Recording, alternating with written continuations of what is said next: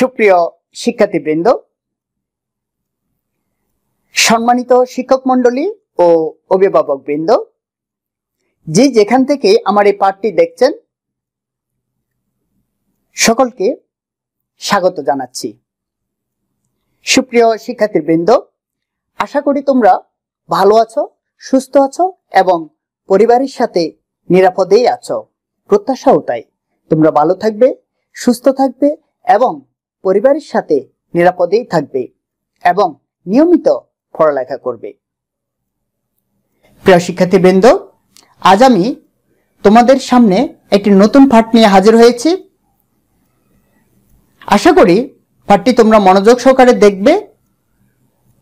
পাঠ উপস্থাপনায় আমি তোমাদের সাথে আছি engineer Palash Majumdar, instructor, Chandpur Janata high school and college, Comilla Sadar Dakshin, Comilla. চলো শিক্ষার্থীবৃন্দ, আমরা পাঠে যাই। সুপ্রিয় শিক্ষার্থীবৃন্দ, আজকের পাঠে সবাইকে স্বাগত জানাচ্ছি।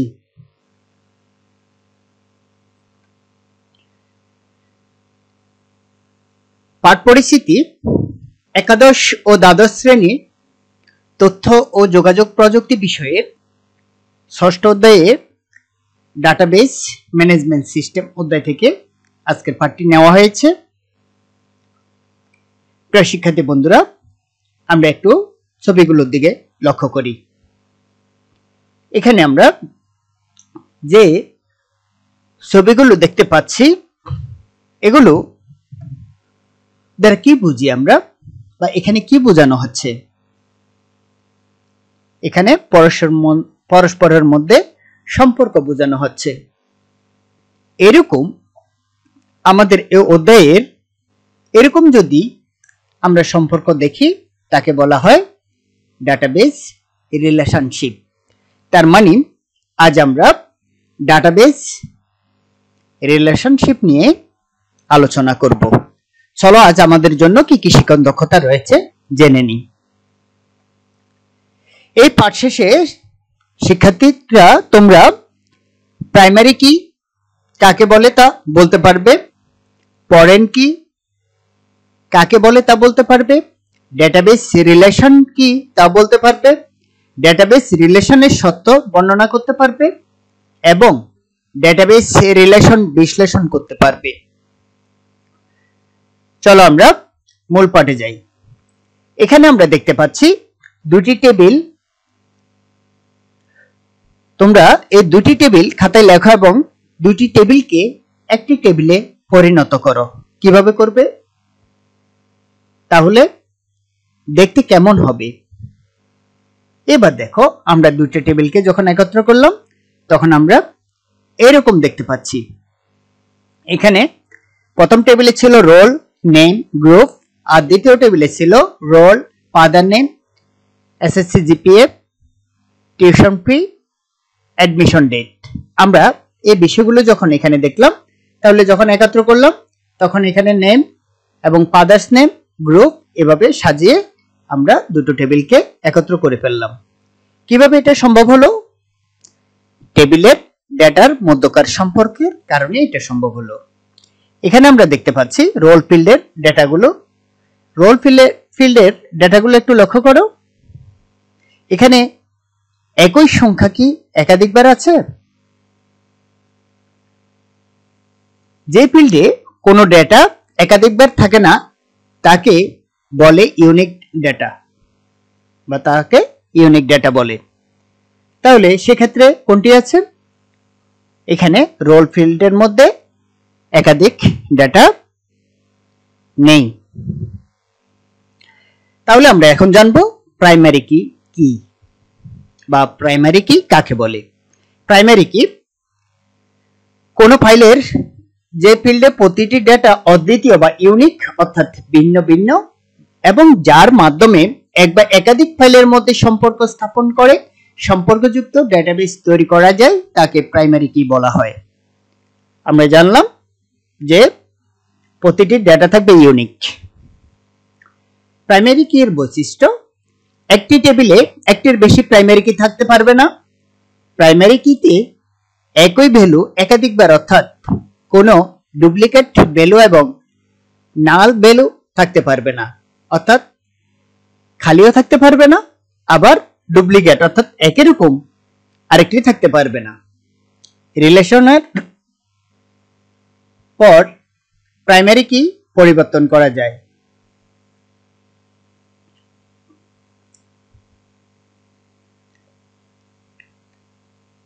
টেবিল 2টি লক্ষ্য করো। প্রথম টেবিলের রোল ফিল্ড প্রাইমারি কি, প্রথম টেবিলের প্রাইমারি কি দ্বিতীয় টেবিলে ব্যবহৃত হয়েছে, সুতরাং রোল দ্বিতীয় টেবিলে ব্যবহৃত রোল ফিল্ডকে আমরা বলবো প্রাইমারি কি। তার মানে এখানে প্রাইমারি কি হচ্ছে রোল কি, রোল নাম্বারগুলো আমরা প্রাইমারি কি হিসেবে নিতে পারি, যেগুলো কারণ এগুলো হচ্ছে সবগুলো অদ্বিতীয়। ফরেন কি, রিলেশনাল টেবিলের ক্ষেত্রে কোনো একটি টেবিলের প্রাইমারি কি যদি অন্য টেবিলে ব্যবহৃত হয় তখন ওই কিকে প্রথম টেবিলের সাপেক্ষে দ্বিতীয় টেবিলের ফরেন কি বলে। ফরেন কি এর সাহায্যে একটি টেবিলের সাথে অন্য টেবিলের সম্পর্ক স্থাপন করা যায়।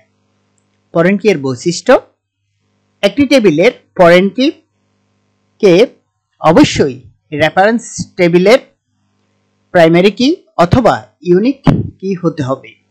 ফরেন কি কলামের ভ্যালু অবশ্যই রেফারেন্স প্রাইমারি কি অথবা ইউনিক কি এর মধ্যে থাকতে হবে।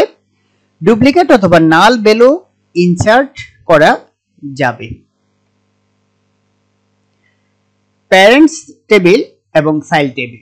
প্যারেন্টস টেবিল কি এবং চাইল্ড টেবিল কি, একটি টেবিলের প্রাইমারি কি যদি অন্য একটি টেবিলে ব্যবহার করা হয় তখন ওই কিকে প্রথম টেবিলের সাপেক্ষে দ্বিতীয় টেবিলের ফরেন কি বলে। এখানে প্রথম টেবিলকে প্যারেন্টস টেবিল বা রেফারেন্স টেবিল বা মাস্টার টেবিল বলে এবং দ্বিতীয় টেবিলকে চাইল্ড বা ডিটেইলস টেবিল বলে।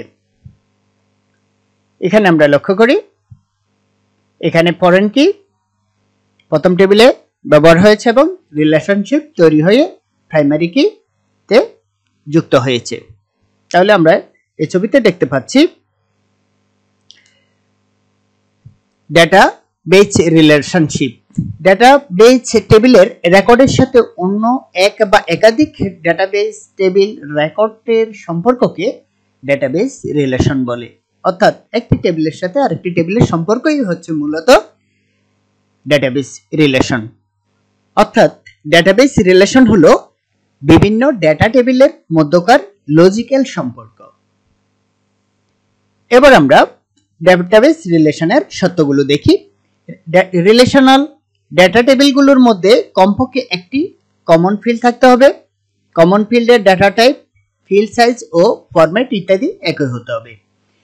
রিলেশনাল টেবিলগুলোর মধ্যে অন্তত একটি টেবিলে অবশ্যই প্রাইমারি কি ফিল্ড থাকতে হবে। এবার আমরা জানব ডেটাবেস রিলেশনের প্রকারভেদ। আমরা 4 ধরনের ডেটাবেস রিলেশন দেখে থাকি। তার মধ্যে প্রথমটি হচ্ছে 1 to 1, এরপরে দ্বিতীয়টি হচ্ছে 1 to many রিলেশনাল, এরপরেরটি হচ্ছে many to 1 রিলেশনাল এবং সর্বশেষটি হচ্ছে many to many রিলেশনাল বা রিলেশন। অর্থাৎ এখানে আমরা এই 4 ধরনের রিলেশন দেখতে পাই ডেটাবেস টেবিলের। একটি টেবিলের সাথে একটি টেবিলের রিলেশন, একটি টেবিলের সাথে অনেকগুলো টেবিলের রিলেশন, অনেকগুলো টেবিলের সাথে একটি টেবিলের রিলেশন, অনেকগুলো টেবিলের সাথে অনেকগুলো টেবিলের রিলেশন। এটাই হচ্ছে ডেটাবেস রিলেশনের বিভিন্ন প্রকারভেদ। 1 to 1 রিলেশনাল, নিচে অংশটুকু মনোযোগ দিয়ে পড়ো বা মনোযোগ সহকারে পড়ো। ধরা যাক একটি কলেজে যথেষ্ট পরিমাণে টিচার আছে, তাই গভর্নিং বডি বা কার্য পরিচালনা পর্ষদ নিয়ম করলো যে একজন টিচার শুধু একটি মাত্র কোর্সে নিতে পারবে এবং যে কোনো একটি কোর্সের একজন টিচার শুরু করলে তাকে শেষ করতে হবে, অর্থাৎ অন্য কোনো টিচার এই কোর্স পড়াতে পারবে না। চিন্তা করে বলো টিচার এবং কোর্সের মধ্যকার কি ধরনের সম্পর্ক হতে পারে। তাহলে আমরা ধরে নিতে পারি এই সম্পর্কটি হচ্ছে টিচার ও কোর্সের মধ্যকার 1 to 1 রিলেশনাল বিদ্যমান। আশা করি বিষয়টি তোমরা বুঝতে পেরেছো। ওয়ান টু ওয়ান রিলেশনের মধ্যে আমরা দেখতে পাচ্ছি এখানে একটার সাথে একটার আমরা দেখো আইডি গুলো একটার সাথে একটা রিলেশন আছে, অর্থাৎ সেম আইডিতে একটার সাথে একটা রিলেশন হচ্ছে, এটাই হচ্ছে ওয়ান টু ওয়ান রিলেশন। এবার বলো ওয়ান টু ওয়ান রিলেশন কাকে বলে? যদি কোনো ডেটাবেজের কোনো একটি টেবিলের একটি রেকর্ড অপর একটি টেবিলের একটি মাত্র রেকর্ডের সাথে সম্পর্ক থাকে তবে তাদের মধ্যে যে রিলেশনশিপ স্থাপন করা হয় তাকে বলা হয় ওয়ান টু ওয়ান রিলেশন। এখানে উল্লেখ্য যে প্রাইমারি কি এর সাথে প্রাইমারি কি এর সম্পর্ক স্থাপন হলে ওয়ান টু ওয়ান রিলেশন তৈরি হবে। ওয়ান টু মেনি রিলেশন, নিচের অংশটুকু মনোযোগ সহকারে একটু পড়ো।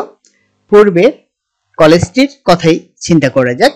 ধরা যাক সেই কলেজের থেকে কিছু টিচার চলে গেলেন, তাই এখন নতুন নিয়ম করা হলো একজন টিচার একাধিক কোর্স নিতে পারবে, কিন্তু একটি কোর্স একাধিক টিচার নিতে পারবে না। তাহলে সেক্ষেত্রে কি হচ্ছে?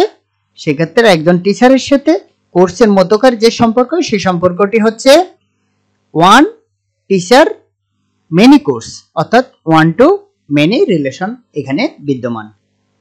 তাহলে সেখানে আমরা একটি আইডি থেকে আমরা দেখতে পাচ্ছি এখানে দুইটি আইডির সাথে সম্পর্ক যুক্ত হচ্ছে, তাহলে আমরা বলতে পারি এটা ওয়ান টু মেনি রিলেশন। তাহলে ওয়ান টু মেনি রিলেশন কি? যদি কোনো ডেটাবেস কোনো একটি টেবিলের একটি রেকর্ড অপর একটি ডেটা টেবিলের একাধিক রেকর্ডের সাথে সম্পর্ক থাকে তবে তার মধ্যে যে রিলেশনশিপ স্থাপন করা হয় বা স্থাপিত হয় তাকে বলা হয় ওয়ান টু মেনি রিলেশন। উল্লেখ্য যে প্রাইমারি কি এর সাথে ফরেন কি এর সম্পর্ক স্থাপন হলে ওয়ান টু মেনি রিলেশন তৈরি হয়। আশা করি তোমরা বিষয়টি বুঝতে পেরেছ। এবার আমরা জানবো মেনি টু ওয়ান রিলেশন। নিচের অংশটুকু মনোযোগ দিয়ে পড়ো। আরো এক বছর পর ওই কলেজের প্রচুর সংখ্যক নতুন টিচারের নিয়োগ দেওয়া হলো, তাই এবার নিয়ম করা হলো একজন টিচার একটির বেশি কোর্স নিতে পারবে না, কিন্তু কোর্স অনেকজন টিচার ভাগ করে নিতে পারে, অর্থাৎ একাধিক টিচার একটি কোর্স নিতে পারবে এরকম শর্ত জুড়ে দেওয়া হলো। সেক্ষেত্রে টিচার এবং কোর্সের মধ্যকার কি সম্পর্ক তৈরি হলো? তাহলে টিচার হচ্ছে মেনি, কোর্স হচ্ছে ওয়ান। তাহলে সেখানে আমাদের রিলেশনটা হচ্ছে টিচার ও কোর্সের মধ্যকার সম্পর্ক হচ্ছে মেনি টু ওয়ান রিলেশন, অর্থাৎ এখানে মেনি টু ওয়ান রিলেশন বিদ্যমান রয়েছে। তাহলে সেক্ষেত্রে আমরা দেখতে পাচ্ছি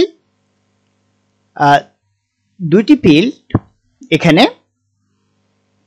কোর্স আইডি একটি আইডির সাথে যাচ্ছে, অর্থাৎ এখানে রেজাউ এবং রাজ্জাক দুইজনই ফিজিক্স নিয়েছে, তাহলে এখানে হচ্ছে মেনি টু ওয়ান রিলেশন।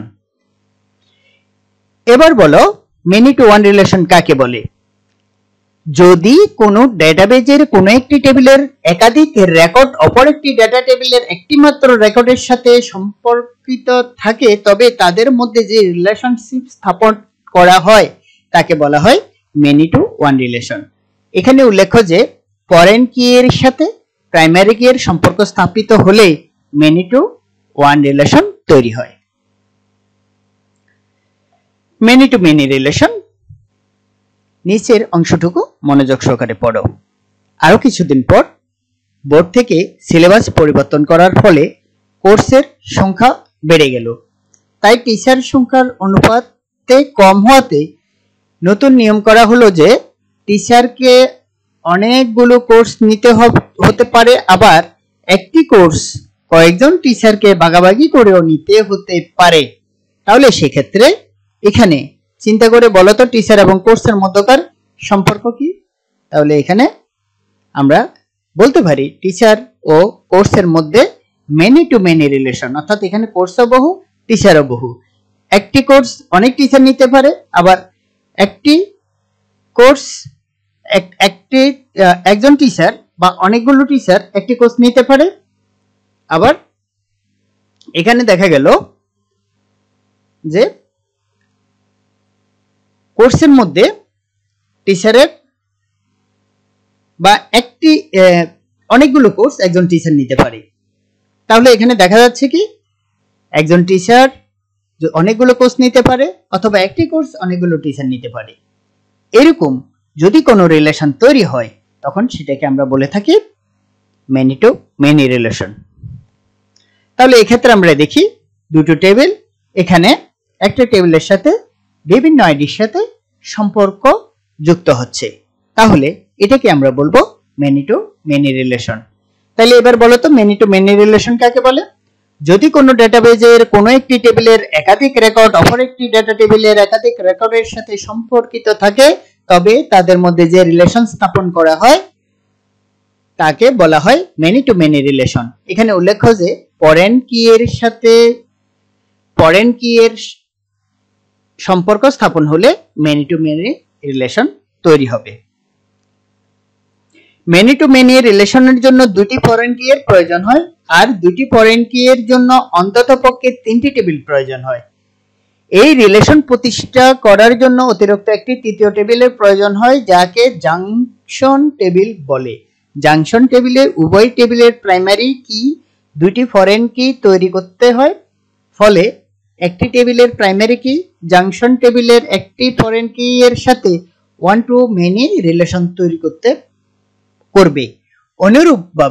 অনুরূপে অন্য আরেকটি টেবিলের প্রাইমারি কি জাংশন টেবিলের অপর একটি ফরেন কি এর সাথে ওয়ান টু মেনি রিলেশন তৈরি করবে, ফলে জাংশন টেবিলের মাধ্যমে উক্ত টেবিল দ্বয়ের মেনি টু মেনি রিলেশন তৈরি হবে। প্রিয় শিক্ষার্থী বন্ধুরা, এতক্ষণ ধরে আমরা পাঠটি বিস্তারিত জানলাম। এখন এই পর্যায়ে তোমাদের জন্য মূল্যায়ন। HTTP ব্যবহৃত হয় কখন? ক্লায়েন্ট সার্ভার ডেটাবেজে, ডিস্ট্রিবিউশন ডেটাবেজে, ওয়েব এনেবল ডেটাবেজে। কোনটিতে? এক না, ক্লায়েন্ট না, ক্লায়েন্ট ডিস্ট্রিবিউটর না, তিনোটাও না, তাহলে হবে সেটা ওয়েব এনেবল ডেটাবেজে মূলত HTTP ব্যবহার করা হয়। মূলত এটা ইন্টারনেট ভিত্তিক অর্থাৎ হাইপারটেক্সট ট্রান্সফার প্রোটোকল। মূলত ইন্টারনেট ভিত্তিক ডেটা ট্রান্সফার করা হলে বা নেটওয়ার্কিং এর মাধ্যমে ডেটা ট্রান্সফার করা হলেই তখন ওয়েব এনেবল ডেটাবেজ ব্যবহৃত হয়ে থাকে। আরো কিছু প্রশ্ন। প্রাইমারি কি কাকে বলে? ফরেন কি কাকে বলে? ডেটাবেজ রিলেশন কি? ডেটাবেজ রিলেশনের শর্তগুলো কি কি? ডেটাবেজ রিলেশন কত প্রকার ও কি কি? আমরা এগুলো সব বিস্তারিত জেনেছি। নিশ্চয়ই তোমরা এই প্রশ্নগুলোর উত্তর দিতে পারবে। এ পর্যায়ে তোমাদের জন্য একটি বাড়ির কাজ। একটি রিলেশন নাম ডেটাবেজের সত্যসমূহ উল্লেখ করে একটি প্রতিবেদন লিখে রাখবে এবং তা সংরক্ষণ করবে। তো প্রিয় শিক্ষার্থী বন্ধুরা, আগামী ক্লাস দেখার আমন্ত্রণ জানিয়ে আজকের মতো পাঠ এখানে শেষ করছি। সবাইকে অশেষ ধন্যবাদ।